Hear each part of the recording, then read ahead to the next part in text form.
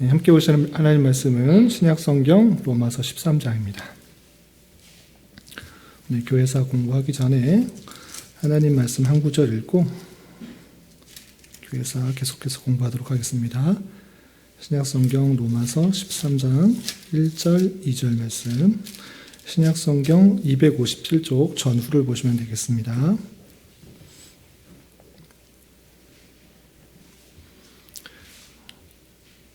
함께 봉독합니다. 각 사람은 위에 있는 권세들에게 복종하라. 권세는 하나님으로부터 나지 않음이 없나니 모든 권세는 다 하나님께서 정하신 바라. 그러므로 권세를 거스르는 자는 하나님의 명을 거스름이니 거스르는 자들은 심판을 자취하리라. 아멘. 로마서 13장 1절 2절 말씀은 아주 유명한 말씀입니다. 이 말씀의 주제는 하나님의 주권 가운데 모든 것들을 통치하고 다스리기 때문에 하나님으로부터 나지 않은 권세가 없다. 그러니까 모든 권세는 하나님으로부터 오기 때문에 우리는 그 권세에 마땅히 순종해야 된다라는 것들을 가르치고 있습니다. 그래서 세상에 있는 권력들, 권세들, 그런 사람들에게 마땅히 복종해야 된다라는 것들을 가르치고 있는데, 이 말씀과 관련해서 중세교회 때 어떤 일들이 있었는지, 또 그 모습을 통해서 우리가 교훈받아야 될 것이 무엇인지를 좀 생각해보는 시간 갖도록 하겠습니다.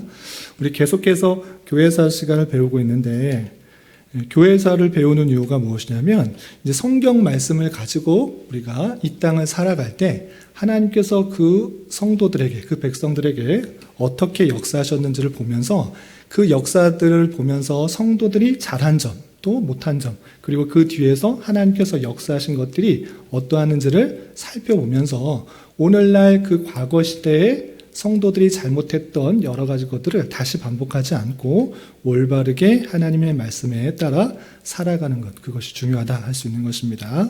그래서 성경에 있는 내용들 물론 제일 잘 알아야 되고, 그리고 그것을 따라서 어떻게 살아가는지, 그 역사가 어떻게 진행됐는지를 살펴보는 것도 귀중하니까 그 일들을 잘 계속해서 해나갈 수 있도록 하겠습니다. 화면이 안 넘어가서 다른 걸로 하겠습니다. 교회사를 구분할 때 총 3가지로 구분할 수 있다 그랬습니다. 어떻게 구분할 수 있다 그랬습니까? 초대교회사와 중세교회사와 근대교회사, 이렇게 크게 3구분을 구분할 수 있는데, 초대교회는 어디까지를 하자고 그랬습니까? 그레고리 1세 즉위까지. 그레고리 1세가 즉위한 때부터는 중세시대로 넘어가는 것입니다. 그래서 초대교회도 3부로 나눌 수 있는데, 사도들이 직접 활동할 때 그때의 시대와, 그리고 사도가 죽고 나서 속사도 또는 교부들이 활동할 때, 그리고 교부들이 활동하면서도 많은 핍박들이 있었는데, 핍박 이후에 313년 무슨 일이죠? 밀라노 칙령으로 말미암아 종교의 자유가 지어지고 이제 신학적 토론이 많이 일어났습니다. 예수님이 누구인가, 그것에 대해서 많은 회의가 있었는데, 니케아 회의가 일어나고부터 많은 회의가 있었는데, 그레고리 1세라는 그 교황이 등장하기 전까지를 초대교회사라고 했습니다. 이것도 반복하면 너무 시간이 오래 가니까 이렇게 지나간다, 이렇게 이해하시길 바라고, 그리고 그레고리 1세가 즉위한 이후부터 중세교회가 시작됐는데, 어느 때 전까지를 중세까지 잡습니까? 루터의 종교개혁 이전까지. 그때는 대략적으로 1000년 동안 교회의 세력이 아주 큰 왕성한 그런 교회 시대라고 할 수 있는데, 이 중세교회사도 크게 그냥 뭉뚱그려서 교회가 힘이 있던 시대, 이렇게 생각할 수 있지만 네 부분으로 나눠서 또 생각할 수 있다 그랬습니다. 첫 번째는 과도시대, 초대에서 중세로 넘어가는 과도시대, 과도기적인 시대고요. 두 번째는 로마교회가 성장하는 시대, 그리고 오늘 배울 로마교회가 아주 전성시대, 교회가 아주 세력이 힘이 셌을 때 어떤 일들이 있었는지 좀 배울 거고요. 그리고 다음 시간에는 로마교회가 쇠퇴하는, 부패하고 타락의 절정에 이르는 그 모습을 보게 되겠습니다. 그 다음에 지난 시간 동안에 배웠던 중세교회사의 큰 흐름들, 세부적으로 다루지 않고 큰 흐름들만 잠깐 살펴보겠습니다. 먼저 맨 처음에 과도기적인 시대, 교황 그레고리 1세가 즉위하면부터 중세시대가 시작된다. 물론 다르게 생각하면서 다른 기점으로 중세교회를 시작하는 분도 있지만 많은 사람들이 교황 그레고리 1세가 즉위할 때를 중세교회를 전환으로 시작하는데 왜 그렇다고 그랬어요? 기억 안 나죠? 교황 그레고리 1세가 아주 사회에 큰 역할을 했다 그랬습니다. 서로마 제국도 나라가 사람들에게 잘 대해주는 것이 아니라 나라가 망하고 또 전쟁들이 많이 일어났기 때문에 나라가 성도들에게 사람들에게 도움을 줄 수가 없었습니다. 그런데 이 교황 그레고리 1세라는 사람이 교황으로서 사람들에게 많은 도움들을 줌으로 말미암아 사람들이 나라를 의지하는 것이 아니고 누구를 의지했다? 교회, 특별히 교황을 더 의지하는 그 시대가 되었다라는 것입니다. 그래서 교회의 권위가 높아지고 교회의 교황의 더 힘이 세지는 그 시대가 과도기적으로 교황 그레고리 1세가 즉위함으로 말미암아 중세로 넘어가는 그런 시대가 되었다라는 것입니다. 그리고 그 과도기적 시대 때에 어떤 일이 있었는가? 모하메드라는 무슬림이 등장해서 예루살렘을 점령하는 그런 일이 있었다 했습니다. 그래서 과도기적인 시대 때 세 가지를 딱 외우라고 했습니다. 첫 번째는 교황 그레고리 1세가 나타나서 많은 성도들에게, 많은 사람들에게 큰 도움을 줌으로 말미암아 사람들이 나라를 의지하기보다는 교회와 또 교황을 더 의지하기 시작했다. 그렇게 가장 큰 역할을 한 교황이 누구냐? 그레고리 1세다라는 것입니다. 그리고 이 과도기적인 시대 때 이슬람인교가 태동해서 예루살렘을 점령하는 일이 있었다. 그리고 계속적으로 교회 회의를 통해서 여러 가지 신학적인 논의들이 있었다. 이렇게 세 가지로 정리하자 그랬습니다. 더 세부적으로 하면 어려우니까 넘어가겠습니다. 그리고 로마 교회가 이제 과도기 시대를 넘어서 이제 성장하는 시대가 됐습니다. 많은 일들이 있는데 쉽게 말해서 이제 교황이 어느 정도 인정을 받는 데서 그치는 것이 아니라 어디까지 이르느냐? 황제를 임명하는 때까지 이르렀습니다. 그래서 교황 레오 3세라는 교황은 샤를 마뉴에게 로마의 황제관을 수여하는 일까지 했습니다. 황제에게 수여하는 교황, 그러니까 누가 더 높다는 의미예요? 교황이 더 황제보다 높다라는 뜻이에요.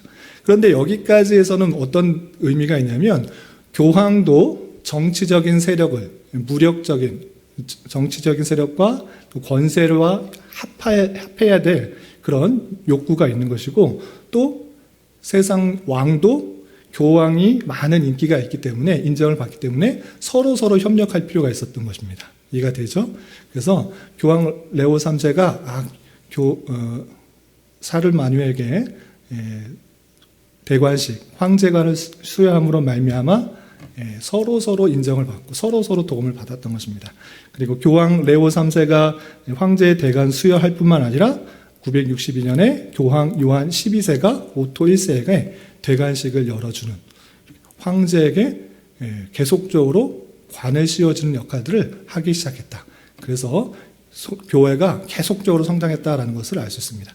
이해가 되시죠? 그만큼 이제 사회로부터 인정받는 것까지 끝난 것이 아니라 왕에게 황제 관을 씌울 정도로 많이 성장했다라는 것입니다.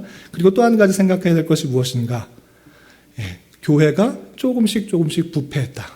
그래서 교회의 부패를, 또 수도원의 부패들을 개혁하기 위한 운동이 일어났다. 그것이 클리니 수도원이라고 했습니다. 클리니 수도원은 여러 수도원, 많은 수도원들이 있었는데 이 프랑스에 있는 클리니 수도원부터 계속 수도원들이 부패하고 타락하고 세속화되고 또 성직을 매매하고 땅만 가지려고 하니까 개혁해야 된다라는 굳은 의지를 가지고 개혁하기 시작했던 아주 대표적인 수도원인 것입니다. 그래서 클리니 수도원이 계속적으로 같은 정신으로 수도원들을 개혁하기 시작했다. 이걸 알아두시면 되고, 또 동서교회가 정치적 이유로 또 신학적 이유로 마찰이 생겨서 분리가 되기 시작했다. 분리가 되었다. 그리고 이제 예루살렘은 누가 점령했다? 셀주크 터키, 무하메드 이슬람이 점령했다가 이제 셀주크 터키가 점령하게 되었다라는 것입니다.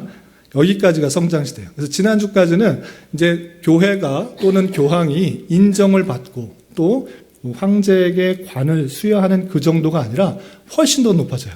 어디까지 나가는지 오늘은 로마 교회의 전성시대 가장 최절정에 그 권위가 가장 높았을 때 어떤 일이 있었는지 살펴보도록 하겠습니다. 내용을 쭉 연대기를 잠깐 살펴보면 교황 그레고리 7세가 즉위했습니다. 아까 중세교회 시작 때 누가 즉위했다고 그랬죠? 그레고리 1세, 지금은 7세. 그러니까 실제 이름은 힐데브란트라는 이름인데 그만큼 큰 역할을 한 교황이라고 해서 계속 그레고리 1세, 2세, 3세 나가다가 7세까지 나타난 것입니다. 그래서 7세가 즉위한 이때가 가장 전성시대예요. 그러니까 이 세상에서 중세시대에 가장 교황의 권위가 셌을 때가 언젠가라고 할 때 교황 그레고리 7세입니다. 이 사람은 알아두세요.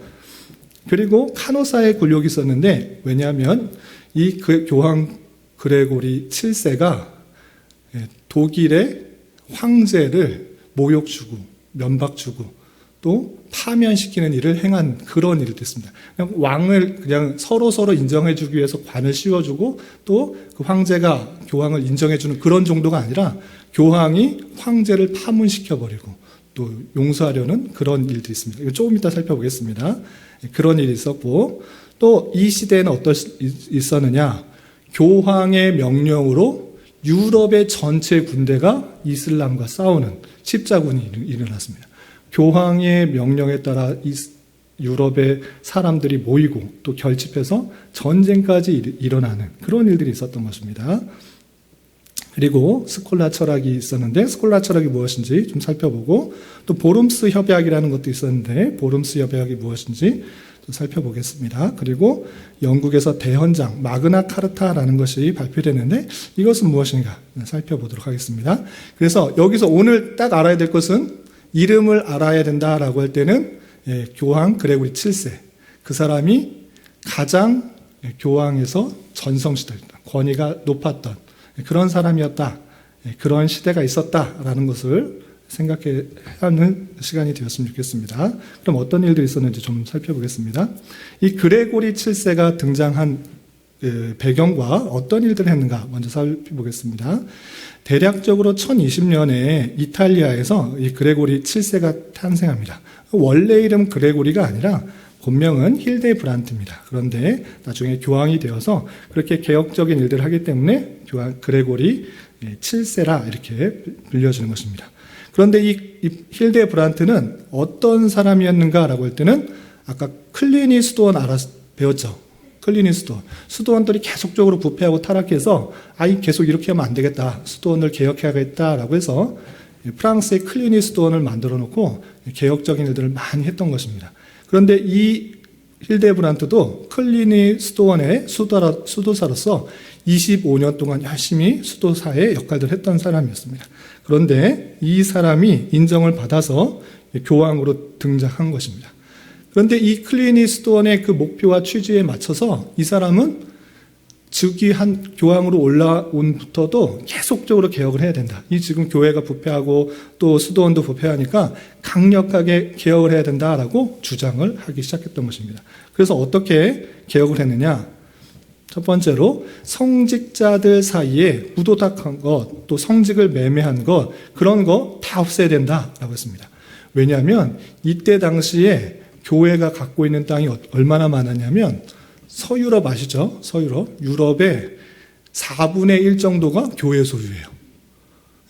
어떤 사람들이 죽어서 그 유산들을 어디다 두느냐? 수도원에 맡기는 거예요. 교회에 맡기는 거예요. 하나님께 바치겠습니다라는 자세로 이 사람들은 태어날 때부터 자연적으로 기독교인이 되고 천주교인이 되기 때문에 천주교적인 생활을 하고 난 죽어서 이것을 다른 사람에게 자녀에게 물려주지 않겠습니다. 이것은 하나님의 일을 위해서 쓰게 해주십시오라고 바치기 시작했던 것입니다. 그래서 교회, 수도원 엄청나게 많은 땅을 갖고 있었습니다. 그래서 성직자가 되는 것은 많은 부의 상징이 되었어요. 그래서 성직자가 열심히 하나님의 말씀을 읽고 그것을 가리키는 것이 아니라 다른 식으로 부를 축적하는 수단으로 많이 생각했던 것입니다. 그리고 결혼하지 말자, 온전히 정결을 유지하고 또 성적 욕구들을 만족하지 말자라는 그런 일들을 했는데 계속 그렇게 앞으로는 하지만 실제로는 성적으로 타락한 모습이 계속적으로 나타났던 것입니다. 그래서 성직을 매매하는 것이나 성직자들 사이에 부도덕한 모든 것들 다 없애야 된다라고 강력하게 주장을 했습니다. 그리고 또 성직을 임명하는 데 있어서 황제가 성직을 임명하는 것 반대했습니다. 왜냐하면 황제가 어떤 사람에게 성직을 임명해 주면 그 사람이 돈을 주고 돈을 받고 해서 그 사람에게 영향을 미칠 수 있기 때문에 이것은 교황에 의해서 성직이 임명되어야 된다. 세속 권력이 임명하지 않도록 이렇게 강력하게 주장했던 것입니다. 그리고 모든 문제의 근원을 무엇으로 생각했느냐? 성직을 임명하는 데 있어서 세상 권력이 주는 것에 따라서 그 성직자로 되면 많은 권력과 많은 돈과 많은 것을 얻을 수 있다는 생각 때문에 가장 근본적인 문제가 무엇인가? 성직을 누가 임명하느냐가 아주 핵심이다라고 생각했던 것입니다. 그래서 세속 권력에게 성직을 임명하지 않고 황제가 이것을 임명하지 못하도록 이렇게 강력하게 했던 것입니다. 그래서 실제적으로 1074년 3월에 이 그레고리 7세가 칙령을 발표해요. 이것은 교황의 명령이다. 이것은 하나님의 뜻이다 하고 이 명령을 발표했던 것입니다. 위에 아까 말씀드렸던 여러 가지 부도덕한 것들을 바로잡기 위해서 어떻게 했는가? 성직을 매입한 교직자는 바로 그 사실로 인해서 성직 감당할 부적절해서 감당하지 못하도록 했습니다. 또한 교구를 금품으로 산 사람은 교구를 다 내놓도록 했고 아무도 교회 관련 직함을 사고 팔지 못하도록 했고 간음한 신부는 즉각 성직자로서의 기능을 하지 못하도록 했고 교인들 스스로 성직 매매와 음란에 관련된 성직자의 목회를 거부해야 된다라는 여러 가지 구체적인 사실들을 가지고 이대로 해라라고 교황이 칙령을 발표했습니다. 그렇게 부패와 타락 가운데 있었던 수도원과 교회들을 또 성직 매매하는 그런 일들을 바로잡으려고 했던 것입니다. 그런데 이 개혁의 노력들이 완전히 잘 됐는가? 시도는 좋지만 그렇게 다 따르지 않는 것입니다. 그래서 수도사들은 개혁에 동조하면서 또 클르니 수도원이 가장 큰 힘이 되어서 그 개혁들을 함께 노력했지만 실제적으로 성직자 대부분은 반대했어요. 왜냐하면 성직자가 이미 아내와 첩이 있고 또 수많은 부를 갖고 있어서 왜 그렇게 하느냐라고 반대에 부딪히게 되었습니다. 또 여러 나라들, 또 프랑스 회의는 비합리적이고 수행 불가능하다라고 했고 스칸디나비아 그 반도의 나라와 헝가리는 그렇게 교황이 하든지 말든지 무관심한 그 모습도 보였습니다. 어쨌든 그레고리 7세는 하나님의 뜻대로 하고자 수도원들을 개혁하고 교회를 개혁하려고 했던 것입니다. 그런데 중요한 것은 이제부터가 등장합니다. 그만큼 교황이 여러 가지 것들을 하려고 했는데 있어서 그 교황의 권한이 얼마나 세졌는지를 알려주는 것이 성직 서임권 논쟁인 것입니다. 그레고리 7세와 그 황제 간에 어떤 일이 있었는지 살펴보도록 하겠습니다. 아까 그레고리 7세에 있어서 가장 모든 문제의 핵심이 뭐라고 생각했다고 했죠? 성직을 누가 임명하느냐.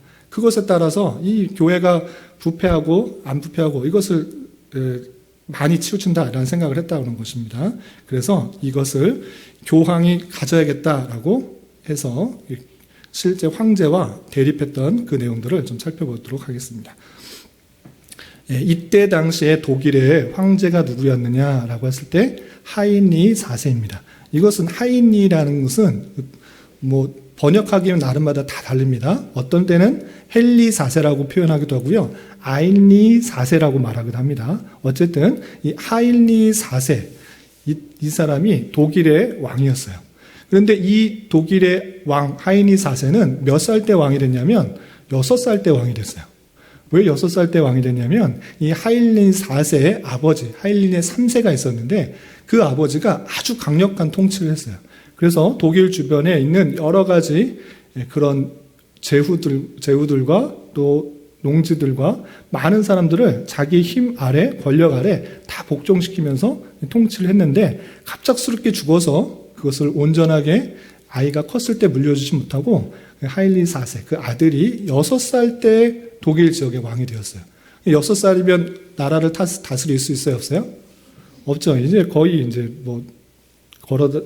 이제 유치원 다니는 그런 정도이기 때문에 나라를 다스릴 수가 없었어요. 근데 어머니가 대리적으로 통치를 해 주었어요. 그래서 하일리 3세 때 많은 강압적인 통치를 받았던 그런 영주들 그리고 제후들이 하일리 4세가 되었을 때 잘 따랐을까요? 안 따랐을까요? 잘 안 따랐어요. 저렇게 고생했는데 저 사람 아이가 지금 왕이라니 말이 안 된다 라면서 계속적으로 불만 세력들이 등장했고 내가 왕이 될 수 있지 않을까? 이런 기대들도 하기 시작했어요. 그런데 그가 좀 커서 성이 되는 24, 5살 때쯤에 어떤 일이 만나게 되느냐. 아까 그레고리 7세가 교회를 개혁하기 위해서 칙령을 내렸다고 했잖아요. 그때 무슨 칙령을 내렸다고 그랬어요? 세상 세력, 세상 권력이 성직을 임명할 수 있다고 그랬어요? 없다고 그랬어요? 없다고 그랬어요. 근데 그것이 그냥 간단한 문제가 아니고 아주 황제의 중요한 권한이었어요. 누구에게 성직을 임명하는 것, 그것이 자기 힘과 세력에 아주 중요한 여력이었는데 그레고리 7세가 갑자기 그렇게 하지 말라. 교황에게, 황제에게, 왕에게 그런 거 하지 마라. 교황이 알아서 하겠다. 라고 말했기 때문에 이 하일리 4세는 자신에 대한 위협이고 자신의 왕권에 대한 도전으로 생각했어요. 그래서 그걸 어떻게 했느냐.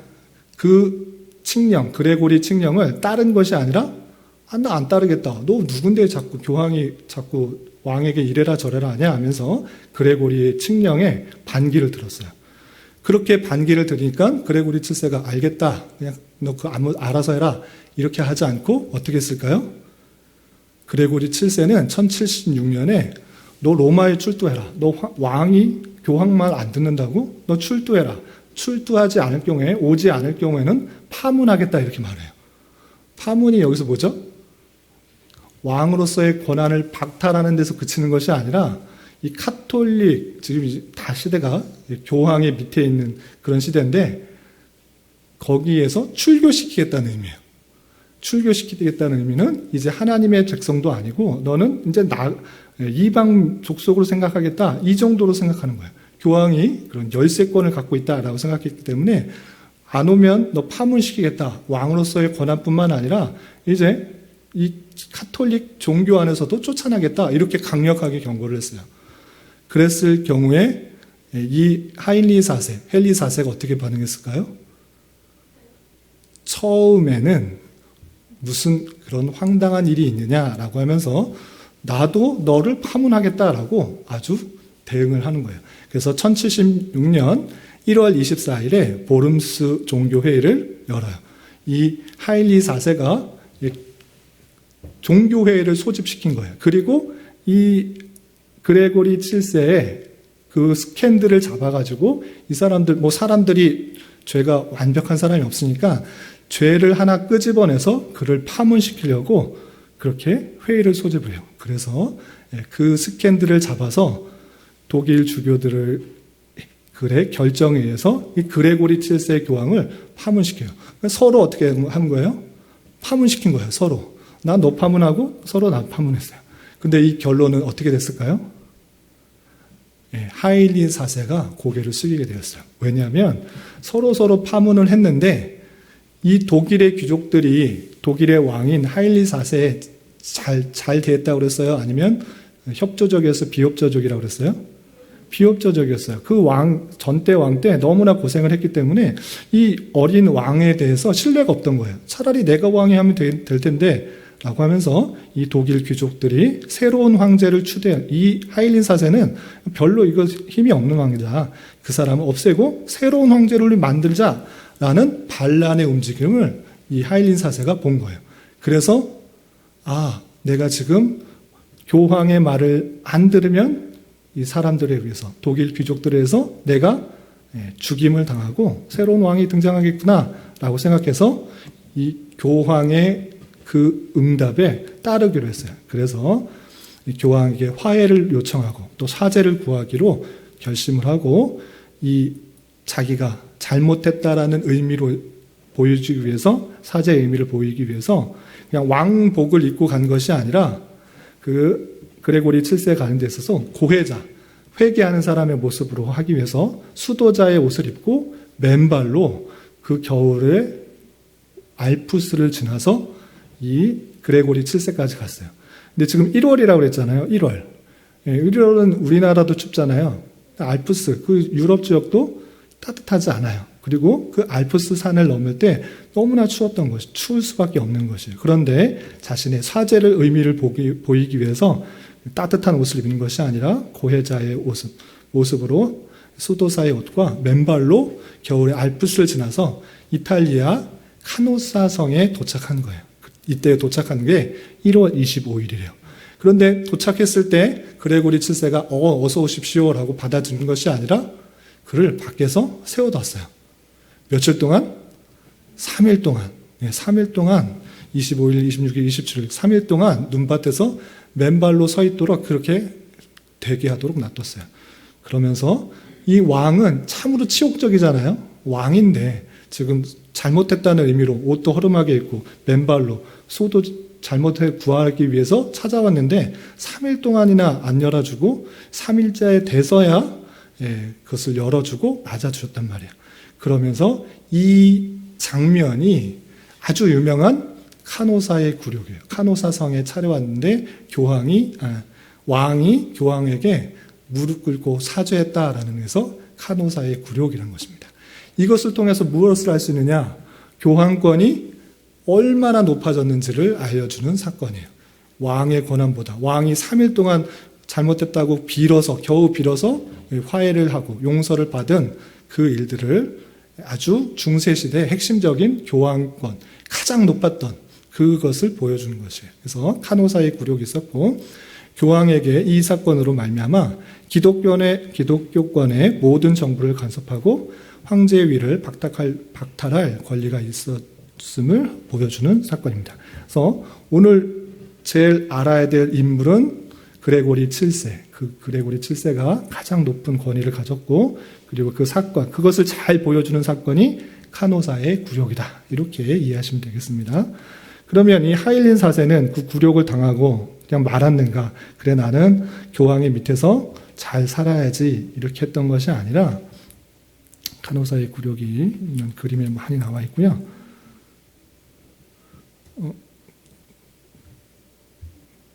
하나 슬라이드가 없어진 것 같으네요. 끝난 것이 아니라 하일리 4세가 복수를 해요.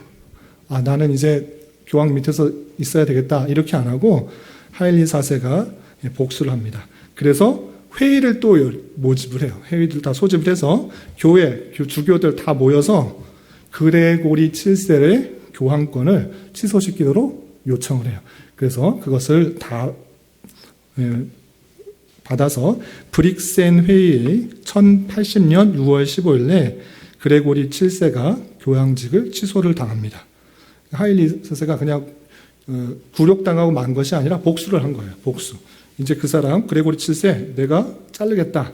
이렇게 복수를 해서 그레고리 7세가 파직을 당하고 유배를 당한 이후에 사망하게 됐지만 아주 이 카노사의 굴욕은 교황권이 얼마나 높아져 있는지를 잘 보여주는 사건이기 때문에 그렇게 많은 사람들이 알려지게 된 것입니다. 어쨌든 카노사의 굴욕을 통해서 교황권이 높아지고 또 하일린 4세가 다시 복수해서 그레고리 7세가 교황직을 취소당하고 또 다른 사람이 교황으로 올랐는데 결론적으로는 어떻게 됐는가? 결론적으로 1122년에 하일리 5세와 기독교 지도자인 교황 갈리스토 2세 간에 맺어진 협정으로 1076년 이래 성서 서임권 논쟁은 이제 타결됐어요. 그 회의가 보름스 협약이에요. 보름스 협약을 통해서 이제 성직 임명권, 서임권은 누구에게 주느냐? 황제에 갖는 것이 아니라 교황에게 갖는다라고 확실히 서로 토론한 거예요. 아주 중요한 문제이기 때문에 서로 가지려고 했는데 이 보름스 협약을 통해서 이제 성직자는 교회법 규정에 따라서 선거되고 황제는 서임권을 포기한다. 그리고 정치적 권리만 수행하겠다라고 서로 협약을 했던 것입니다. 이것이 보름스 협약인 것입니다. 그래서 그 논쟁들, 성직 서임권 논쟁은 일단락되게 되었던 것입니다. 여기까지 그레고리 7세와 카노사 9료 것에 대해서 알았죠. 이만큼 교황권이 세졌는데 그것을 보여주는 또 하나의 사건이 있습니다. 그것은 중세시대에 빠질 수 없는 전쟁, 십자군 전쟁입니다. 십자군 전쟁이 그럼 무엇인가, 어떤 일들이 있었는가 좀 살펴보도록 하겠습니다. 십자군 전쟁은 1095년부터 1291년 약 200년 사이에 걸친 8차에 걸친 유럽 기독교 국가 대부분이 감행한 종교적, 정치적, 경제적 성격의 군사적 충돌입니다. 근데 이때 당시에 모였을 때 우리는 십자군이다 이렇게 표현한 것이 아니라 18세기에 사람들이 이 11세기, 13세기에 전쟁에 참가했던 사람들의 군복에 십자가가 그려져 있고 어깨가 십자가가 그려져 있어서 이 전쟁을 십자군 전쟁이라 부르기 시작했던 것입니다. 그러면 이것이 왜 일어났는가? 그것은 지난주에 배웠던 셀주크 터키의 예루살렘 정복 때문에 문제가 발생해요.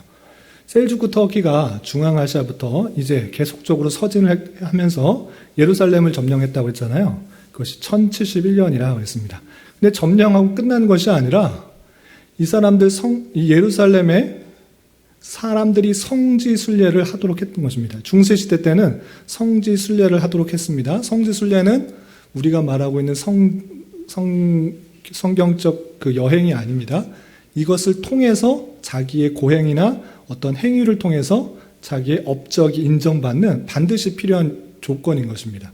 그래서 사람들은 꼭 이 카톨릭 신자는 예루살렘에 성지순례를 해야 됐던 것입니다. 그 고행이나 그 수고나 그 업적들을 방해서 이 구원에 받기 위해 합당한 그런 업적들을 쌓는 것입니다.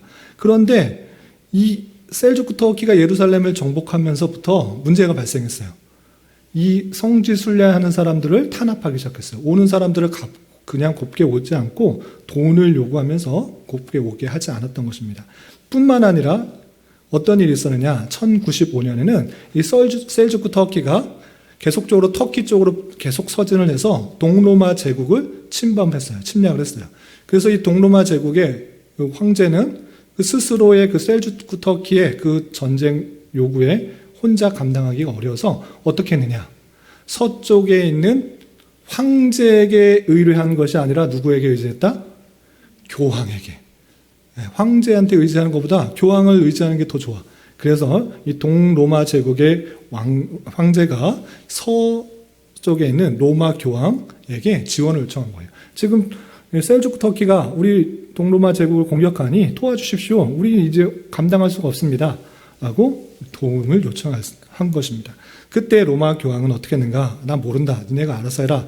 이렇게 한 것이 아니라 이것을 아주 중요한 기회로 삼았어요. 이제 동로마 교회와 동쪽의 교회와 동방교회와 서방교회가 나뉘어져 있는데 합할 수 있는 기회가 될 수 있겠다라고 생각해서 이 클레르몽 공의회라는 공의회를 또 열어서 이 기회를 통해서 우리 예루살렘 성지를 회복할 뿐만 아니라 또 동서교회가 화합할 수 있도록 하자라고 하면서 이것은 성지 회복 전쟁이다라고 하면서 모든 교회 또 모든 계층에 요청을 했어요. 이 전쟁을 통해서 우리 성지도 회복하고 우리 하나 되자라고 호소를 했던 것입니다.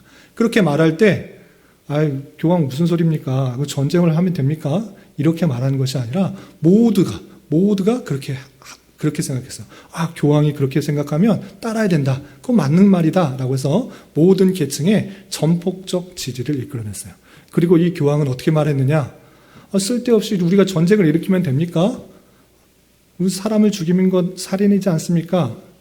이렇게 말하지 않고 이단을 죽이는 것은 살인죄에 해당하지 않은 것이고 그리고 저긴 성지를 위한 전쟁에 참여하는 것은 전쟁에 참여하는 것으로 말미암아 네가 지었던 죄 사해진다. 이렇게 말을 해요. 그리고 구원에 이르게 된다. 전쟁. 그러니 죄 있는 사람은 전쟁에 참여해서 거룩한 전쟁에 참여하고 하나님의 은혜를 받아서 구원을 받아라. 구원을 이루게 할 수 있으니 그 전쟁에 참여하라. 이렇게 말을 하게 돼요. 교황이 그런 말을 하고 전쟁에 참여하자고 호소하자 얼마나 모여들었냐. 33만 명이라는 많은 사람들이 이 유럽 각지에서 다 모이게 되었어요. 그래서 33만 명의 지원자를 모아서 최초의 출정을 하게 됩니다. 그래서 첫 번째 전쟁 출정이 1096년 8월입니다. 그래서 1차 전쟁이 일어나고 1차 전쟁에서 누가 이겼을 것 같아요? 십자군이 이겼을까요? 아니면 셀주크 터키가 이겼을까요? 셀주크 터키가 졌어요. 1차 전쟁에서는 십자군 군대가 이겼어요. 그래서 1차 전쟁에 약 3년간의 전쟁을 통해서 이 십자군이 이겼지만, 승리를 했지만 그냥 잘 이긴 것이 아니라 그냥 수많은 약탈을 하고 많은 폭력을 행하고 또 사상자를 만들어냈어요. 그리고 예루살렘도 파괴를 가져와서 그들은 다시 전쟁을 이기고 나서 돌아간 것이 아니라 그 예루살렘의 왕국을 만들어요. 그래서 예루살렘 왕국이라는 나라를 만들어버려요. 셀주크 터키를 물러치고, 그런데 그 왕국도 오래된 것이 아니라 다시 셀주크 터키가 다시 예루살렘을 공격하여서 그것을 멸망시킵니다. 그래서 또 2차, 3차, 4차, 5차, 6차, 7차, 8차에 걸쳐서 총 8차에 걸쳐서 출정하면서 계속적으로 전쟁을 했던 것이에요. 그래서 그랬는데 대부분은 이슬람에게 패하고 이 십자군은 많은 희생자를 낳게 되었던 것입니다. 그래서 십자군 전쟁의 모습을 보면 여기 핑크색으로 되어 있는 그 부분, 이 부분이 1차 전쟁이거든요.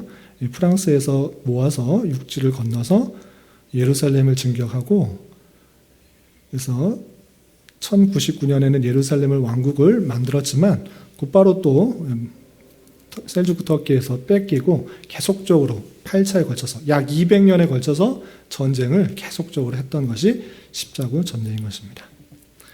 그리고 참고적으로 십자군 전쟁을 1차부터 8차까지 있는 것을 끝나는 것이 아니라 참혹한 모습들이 많이 드러났습니다. 대표적인 것 2개만 말씀드리면, 첫 번째로 1096년 8월에 1차 전쟁이 있었다고 그랬잖아요. 33만 명을 모아서 전쟁을 갔다라고 말씀드렸잖아요. 그런데 그 전에 먼저 전쟁을 일으킨 사람이 있어요. 누구냐? 이 피에르라는 사람이에요. 이 피에르는 사람은 이단이었어요.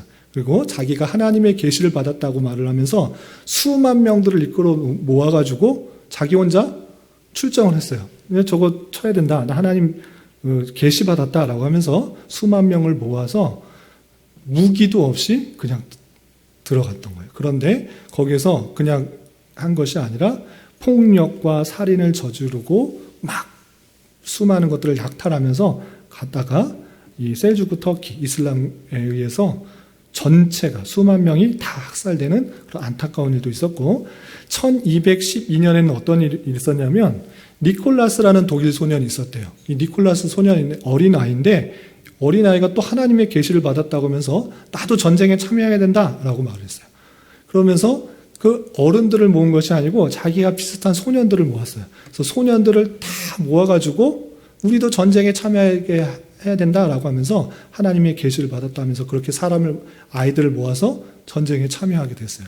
그런데 종교 지도자가 너희는 무슨 전쟁에 참여하느냐, 너희는 아직 어리니까 하지 말라라고 만류했음에도 불구하고 난 하나님의 계시를 받았다라고 하면서 이 전쟁에 참여하겠다고 배를 탔어요. 그런데 이 배를 탔는 그 배가 어디로 갔을까요? 전쟁하는 곳으로 가지 않고 이집트로 갔어요. 그 상인들이 그 아이들을 노예로 대부분 팔아먹었어요. 그런 안타까운 일들이, 이건 아주 그냥 간단한 예예요. 그렇게 올바르지 않은 일들이 많은 일들이 일어났던 것입니다.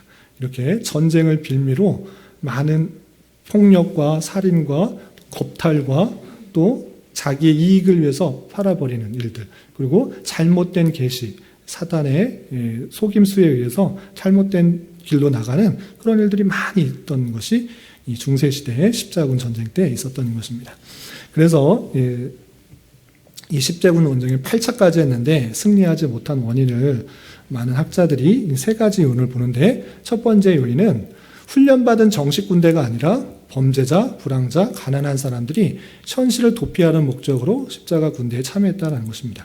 첫 번째 군대는 그나마 33명이라는 그런 사람들이 또 군대도 또 열심히 참여하는 사람들이 모였는데 그 외에 이제 8번이나 되는 그런 사람들을 할 때 사람들을 모으는 데 있어서 많은 돈을 준다 또는 죄사함을 얻는다라는 그런 목록하에 정식으로 훈련받은 군대가 참여하는 것이 아니라 그냥 저기 참여하면 구원받을 수 있겠다라는 생각으로 그냥 참여했던 사람들이 많이 있던 것입니다. 그래서 전쟁에서 승리할 수가 없었다라는 것이고요. 그리고 전쟁에 참여하는 사람들의 목표가 다 달라요. 목표가 어떻게 다르냐? 교황은 교황권을 강화하려는 목적으로 이거 내가 명령하고 사람들이 모이고 전쟁을 하면 내 권한이 세지겠다라는 생각으로 이 전쟁을 일으킨 거예요. 또 봉건 영주와 기사들은 어떤 마음이 있었느냐? 지금 유럽 땅 이제 더 차지할 땅도 없는데 우리 저기 가서 내 땅을 좀 넓히 보자 이런 야망들이 있는 거예요. 그래서 봉건 영주와 기사들은 새로운 영토를 확장하여서 내가 거기서 더 많은 것을 차지하겠다라는 그런 욕망 때문에 참여하게 되었고 상인들은 경제적 이익을 통해서 왔다 갔다 하면서 뱃삭을 얻고 또 이 아이들이 있다고 그러면 이거 노예로 팔면 돈을 얻겠네 이런 식의 경제적 이익을 위해서 이 십자군 논쟁을 하고 있는 것을 볼 수 있습니다. 또 농민들은 봉건사회의 중압으로부터 벗어나려는 희망, 서로 다른 다 목적들이 있어서 그 목적들이 합해지지 않은 상태에서 신앙적 광기, 이 신앙의 그런 미명 아래 합혀져서 올바른 전쟁을 수행할 수 없었다라고 실패의 원인을 돌리고 있습니다. 그리고 세 번째로는 200여 년이라는 장기간 동안 십자군 내부의 의견이 대립하고 약탈, 학살에 의한 십자군의 이탈들이 발생함으로 말미암아 200년 정도나 되는 8번의 전쟁에서 승리하지 못하고 이렇게 패배하게 되었다라고 보고 있는 것입니다. 여기서 중요한 것은 아까 말씀드린 것처럼 교황에 의해서, 교황이 명령한 것에 의해서 200년 동안에 그 사람들이, 유럽의 사람들이 다 전쟁에 동원할 정도로 교황권이 어떻게 됐다? 높았다. 이것을 알아두시면 되겠습니다. 그리고 이때 당시에 그런 성경적 학문의 스타일은 어떠하느냐? 그런 전쟁만 있었느냐? 그럼 교회에서는 그냥 전쟁에 참여하고 그냥 가만히 있었느냐? 그것이 아니고 교회 안에서도 열심히 학문을 연구하는 그런 분위기가 있었다라는 것입니다. 그것을 뒤에 사람들이 스콜라 신학이다라고 표현을 해요. 좀 어려운 표현인데 이 스콜라라는 말은 라틴어 스콜라티스커스에서 유래해서 학교에 속한이라는 뜻이에요. 우리 스콜라십, 스콜라 학문적인, 학구적인이라는 그런 의미에서 이때 당시 중세 시대에 이러한 교황의 전성 시대 때 어떤 일이 있었냐면 더 학문적으로, 철학적으로 또는 여러 가지 궁금증을 밝혀내기 위해서요.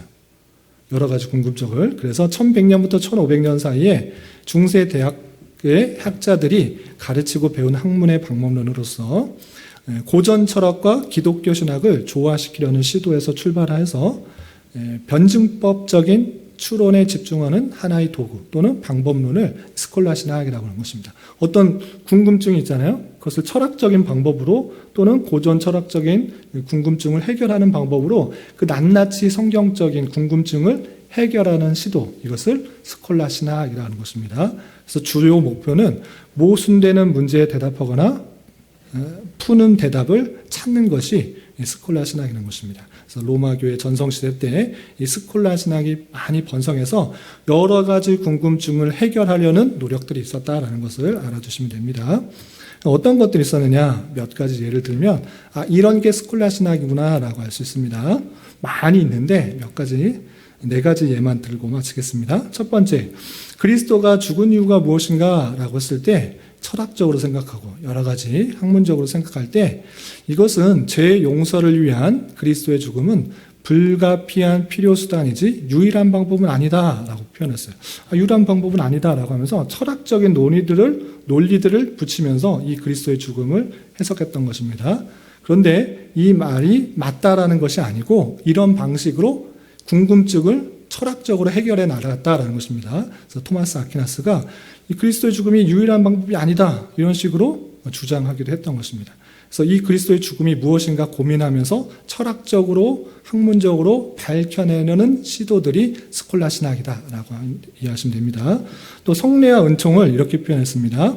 은혜란 인간의 특성에 주입된 하나님의 능력으로 이를 통해 사람들은 하나님께서 보시기에 기뻐하는 성향과 행위를 소유할 수 있게 되고 이에 따라 천급의 상급을 이룰 수 있다라고 둔스 스코투스라는 그런 학자가 이렇게 말을 했던 것입니다. 이런 방식으로 성례와 은총 그리고 은혜가 어떻게 우리에게 주어지고 또 상급은 어떻게 되는 것인가를 철학적인 방법으로 계속적으로 설명하려고 노력을 했던 것입니다. 어떤 일들이 있느냐? 화채설, 이때 카톨릭이 화채설을 말했는데 화채설이 이게 논리적으로 말하기가 쉽지가 않는 것입니다. 그런데 이런 것들을 논리적으로 설명을 하려는 시도들이 계속 있었다는 것입니다. 그래서 화채설이 말이 앞뒤가 안 맞기 때문에 그것을 해결하기 위한 철학적 논의들을 많이 했는데 특별히 아퀴나스는 어떻게 말했느냐? 이 화채설은 본질은 변했다. 이 주교가 기도를 할 때 그 본질은 변한 것이다. 실제 몸이 되고 실제 피가 되었다. 그런데 받는 이의 맛과 소화를 위해 우연적 성질은 남아있다. 이런 식으로 표현을 쓴 것입니다. 사람들이 궁금해하니까 그것을 답변을 해야 될 필요가 있는 것입니다. 그래서 이런 철학적인 논의와 방법으로 그것을 답변을 달았던 그런 학자들이 많이 나타났다는 것입니다. 그리고 빵과 포도주 모두에 그리스도의 몸과 피가 있으므로 평신도는 빵만 분배해도 충분하다. 이런 식으로 주장을 하는 것입니다. 맞다라는 것이 아니고 이런 식의 스콜라적인 신학을 했다라는 것을 그냥 예로 들어서 설명하고 있는 것입니다. 그리고 이 카톨릭 신학에 있어서 연옥과 또 선행에 대해서 많은 것들을 강조했는데 이런 것들이 이제 성경에 나와 있지 않으니까 이것을 철학적으로 구명해 내려고 했던 시도들이 있던 것입니다. 그래서 연옥과 선행에 있어서 살아있는 자의 선행이 탄원의 형태를 통해 이미 죽은 자들에게까지 큰 도움을 준다라는 그런 철학적인 사고를 발견해서 덧붙이면서 붙였던 것입니다. 이렇게 몇 가지 예를 들었는데 이때 당시에 교황권이 강화됨으로 말미암아 여러 가지 모순되는 논리들을 또 설명되어야 될 논의들을 철학적인 방법으로 다양한 방법으로 설명하는 그런 노력들이 많이 있었다. 그때 철학을 도입하여서 그때 방법을 도입해서 그렇게 노력했다. 그것을 스콜라 신학이다라고 표현한 것입니다. 학문적이고 또 탐구적인 그런 학문을 스콜라 신학이다. 그래서 중세 교회가 특별히 전성 시대를 때 이 스콜라 신학이 많이 번성했다. 이렇게 알아두시면 되겠습니다. 그리고 한 가지 지금 슬라이드 빼먹은 것 중에 하나가 제 교환에는 실어드렸는데 영국의 대원장 마그나 카르타 1215년에 마그나 카르타라는 것이 있었는데 그것은 무엇이냐면 1215년 6월 15일에 영국의 존 왕이 귀족들의 강요에 의해서 서명한 문서로 국왕의 권리를 문서로 명시한 것인데 왕에게 몇 가지 권리를 포기하고 법적 절차를 존중하며 왕의 의지가 법에 의해 제한될 수 있음을 인정한 것을 뜻하는 것입니다. 그러니까 이 중세시대에 가장 교황권이 셀 때는 왕의 권한까지 법률적으로 제한되는 그런 헌장이 발표되기도 했다. 그것이 영국 대헌장 1215년에 있었다. 이렇게 이해하시면 됩니다. 그래서 로마교회 전성시대 때는 교황권이 너무 세서 그 왕의 권한까지도 굴욕을 줄 정도로 셌었고 또 십자군 전쟁을 일으킬 정도로 아주 셌던 그 모습들이 있었다. 그러나 중요한 것은 무엇인가?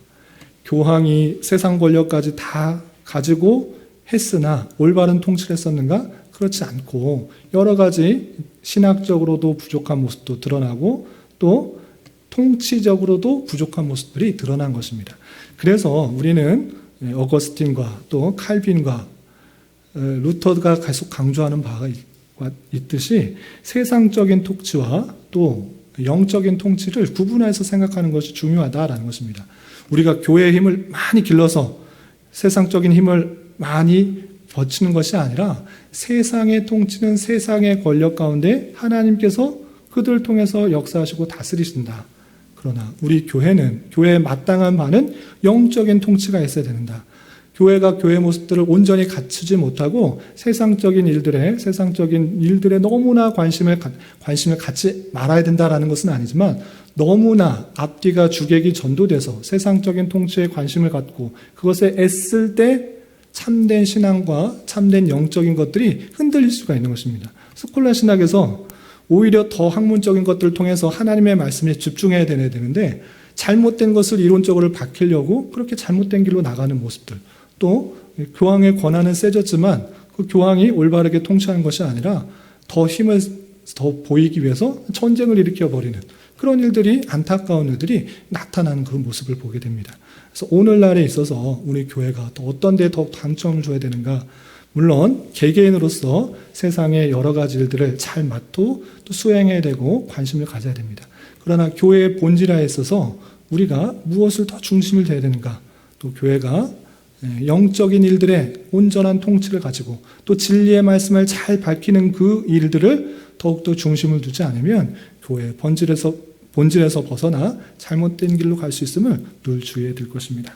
그래서 우리는 권세자들, 그 권세자들이 모든 권세가 하나님께로부터 나지 않음이 없는 줄 알고 그 권세에 복종해야 되는 것이고, 그 권세가 잘못될 수 있으니 우리가 그 권세가 바로 잡을 수 있도록 계속적으로 관심 갖고 기도하고 그들 위해서 애쓰고 또 노력해야 된다라는 것입니다. 그래서 로마서의 표현과 또 디모데에 보낸 그 서신을 통하여서 함께 이행할 때 권세자들에게 복종하고 또 그 권세자들이 올바로 통치할 수 있도록 관심 갖고 그가 올바로 통치함으로 말미암아 우리가 고요하고 단정하고 평안한 삶을 살 수 있도록 계속적으로 애쓰는 것이 필요하다 하는 것들을 잘 생각할 수 있어야 될 것입니다.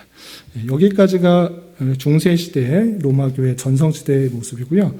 다음 시간에는 로마교회의 쇠퇴시대, 이제 중세교회는 이제 끝나고 정리하고 다음 시까지 하고 종교개혁 시대의 많은 내용들을 핵심적으로 성경과 관련해서 살펴보도록 하겠습니다. 혹시 오늘 배운 것 가운데 궁금한 거나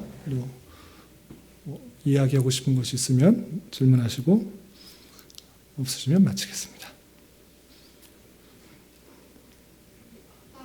네. 네. 네, 카노사 구력. 네. 네, 여기 따지면 되겠는데요. 그레고리 하일리 4세가 1050년경에 태어났고 카노사 구력이 1076년이니까 26, 27 정도 되네요. 네, 26. 거의 대리 통치를 했고. 20대 때 뭐요? 왜냐면 자기가 파문장을 던졌잖아요. 네. 파문장을 던졌죠. 네. 그게 엄마가 대리 통치했던 건지 아니요, 자기가. 네, 이때 당시에는 20살 이상, 25 이때 때는 자기가 느낀 겁니다. 아, 지금 그레고리 7세가 황제의 권한에 도전을 하는구나. 이거 안 되겠다. 그래서 서로 파문을 했던 것인데, 이제 자기가 파문한 것이 오히려 다른 독일의 그 세력들, 귀족들로부터 위협을 받기 때문에 별로 좋아하지 않기 때문에 오히려 내가 위협당할 수 있겠다 해서 그냥 굴욕당하는 게 낫겠다 해서 맨발로 찾아가서 사죄를 요청한 것입니다. 그런데 이제 몇 년 뒤에 그냥 파문시키고 그레고리 7세를 파문시키고 다른 왕을 세웠지만 그 행동 하나 자체가 교황권이 얼마나 셌는지를 보여주는 사건으로 중세시대 아주 핵심적인 교황권의 가장 높은 때를 보여주는 사건으로 알려져 있습니다. 예, 그렇게 이해하시면 되겠습니다.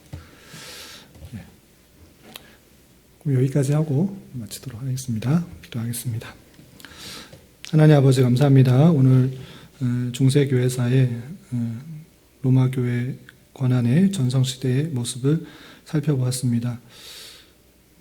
하나님께서 교회에게 허락하신 권한과 또 세속 권세에게 허락하신 권세의 내용들을 잘 알아 우리가 교회로서 영적인 일들을 더욱 다스리고 하나님께서 원하시는 삶을 살아가는데 더 집중하며 하나님의 말씀을 밝히는데 더욱더 힘을 쓰게 하여 주시고 그것을 통해서 하나님께서 원하시는 교회의 모습을 잘 이루어 나갈 수 있도록 인도하시고 그렇게 살아가지 못할 때 세상 권세를 통하여서 세속 권세를 통하여 또는 다양한 권세를 통하여서 교회를 탄압하고 또 교회를 채찍질하여서 또 올바른 길로 나가게 하시는 손길이 있는 줄 알아 그것들을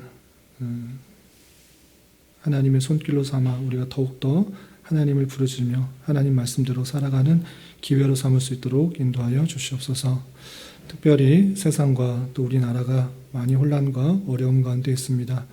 참으로 안타까운 일들이 많이 있는데 참된 진리가 무엇인지를 잘 분별하게 하시고 기독교인으로서 이러한 삶의 모습 속에서 어떻게 살아가야 할지 고민하며 주님께 더 나아갈 수 있는 기회로 삼고 또 하나님께 더욱더 기도하는 기회로 삼을 수 있도록 인도하여 주시옵소서.